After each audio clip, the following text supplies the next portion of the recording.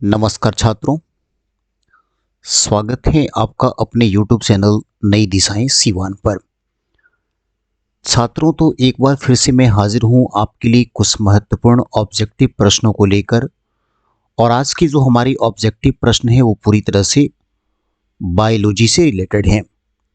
यानी आज मैं जीव विज्ञान से महत्वपूर्ण ऑब्जेक्टिव लेकर आया हूं और आज का जो जीव विज्ञान का हमारा टॉपिक है वो पूरी तरह से ह्यूमन ब्रेन को लेकर है।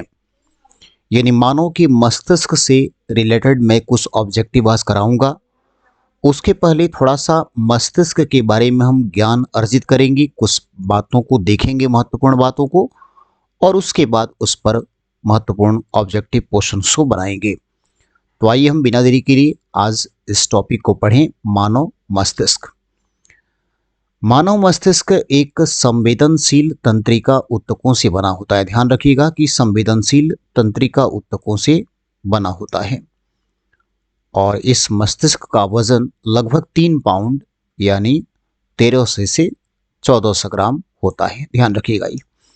अगर हम मेल की बात करें तो 1400 से 1450 ग्राम होता है और फीमेल की बात करें तो 1300 से 1350 ग्राम होता है। यानी कि महिलाओं के ह्यूमन ब्रेन का वेट थोड़ा सा कम होता है पुरुषों के मुकाबले। आगे करें कि मस्तिष्क सोचने यानी सोचने की बात, हृदय गति को कंट्रोल करने यानी कि जो हार्ट बीट है उसको नियंत्रित करने का काम करता है और शरीर के संतुलन को भी बनाता है। ध्यान रखिएगा कि ये सोचने समझने की शक्ति का भी हमको मतलब उत्तरदायी होता है और हृदय गति नियंत्रण भी करता है, साथ ही साथ शरीर का संतुलन भी बनाता है। और इसका औसतन आयतन जो है 1650 मिलीलीटर, तो औसतन भार इसका 1.5 kg होता है। याद रखिएगा औसतन वेट इसका कितना है, 1.5 kg होता है। मस्तिष्क अस्थियों के खोल में बंद होता है। यानी कि जो ह्यूमन ब्रेन है, जो ब्रेन होता है ना, वह अस्थियों के खोल में बंद होता है जिसे हम लोग क्रेनियम कहते हैं। यानी लोकेशन अगर कहा जाए कि ब्रेन का लोकेशन कहाँ होता है तो बिलो क्रेनियम, क्रेनियम के नीचे होता है। अब देखो यहाँ पर मस्तिष्क के 3 पार्ट होते हैं। एक है अग्र मस्तिष्क, दूसरा है मध्य मस्तिष्क और तीसरा है पश्च मस्तिष्क। अग्र मस्तिष्क को हम फोर ब्रेन कहते हैं, मध्य मस्तिष्क को मिड ब्रेन कहते हैं और पश्च मस्तिष्क को हम लोग हैंड ब्रेन कहते हैं। अब आइए आगे देखें। आगे तरह कि जो अग्र मस्तिष्क है, जो फोरब्रेन कहलाता है, यह 2 भागों में बटा होता है। एक होता है सेरिब्रम और एक होता है डाइएनसेफलॉन। ठीक है, सेरिब्रम और एक होता है डाइएनसेफलॉन। सेरिब्रम क्या है देखिए, इसे प्रमस्तिष्क भी कहते हैं। सेरिब्रम को हम क्या कहते हैं, इसे प्रमस्तिष्क भी कहते हैं, जो फोरब्रेन का एक पार्ट है। यह मस्तिष्क का सबसे विकसित भाग होता है। ध्यान रखिएगा कि सबसे विकसित भाग होता है। इससे ज्ञानेंद्रियों से प्राप्त सूचनाओं का विश्लेषण इसी भाग से होता है।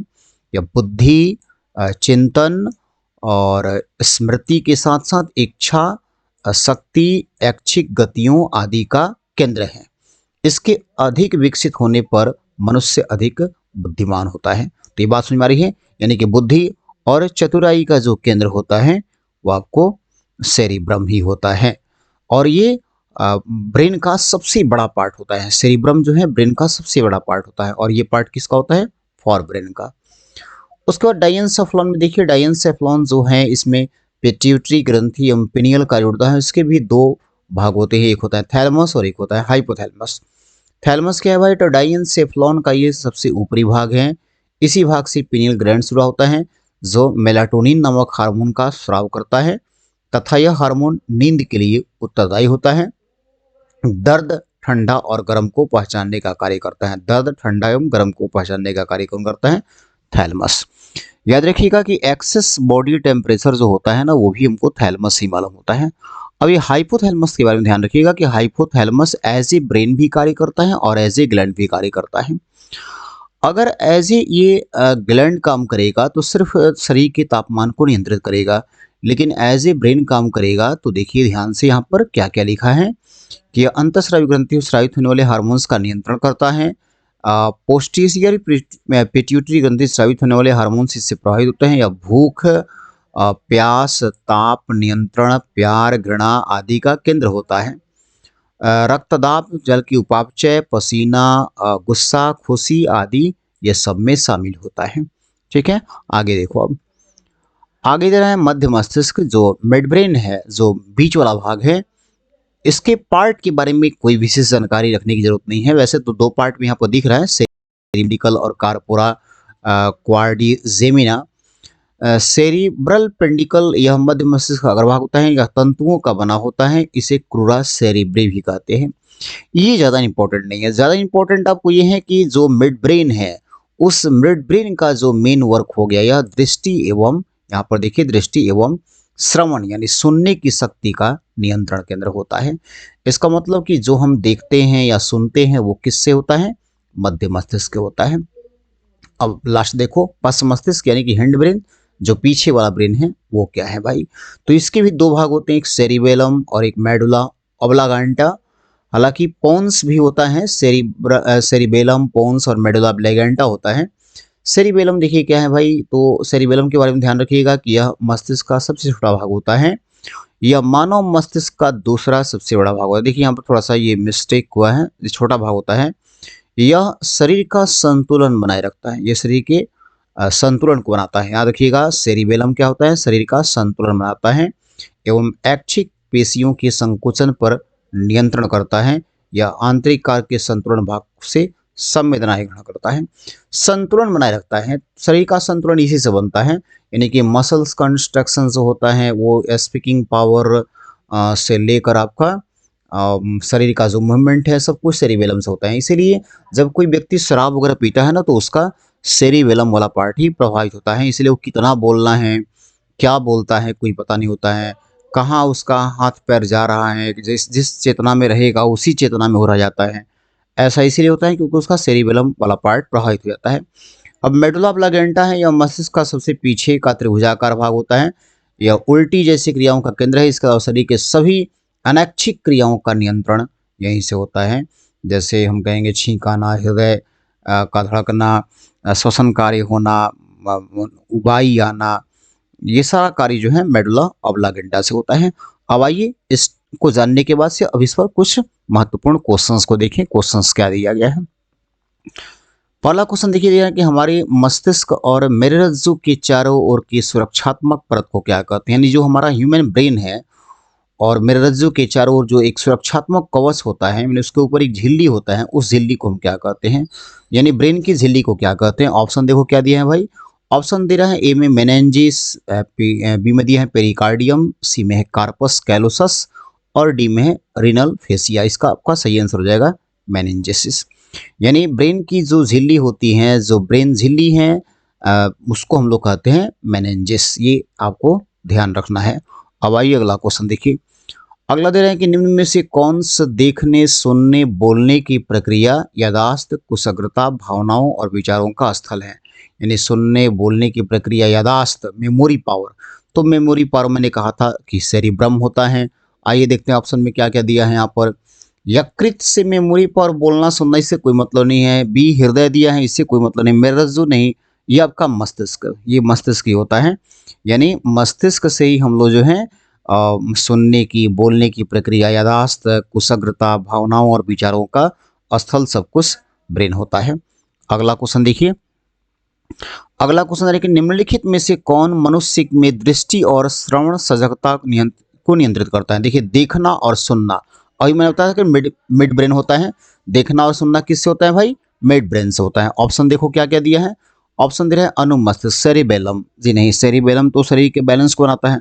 प्रमस्तिष्क ये बुद्धि और चतुराई का केंद्र होता है, जिसे सेरिब्रम कहते हैं। मध्य मस्तिष्क आपका मिड ब्रेन, ये आपका बिल्कुल सही हो जाएगा, ये आपका सही आंसर है।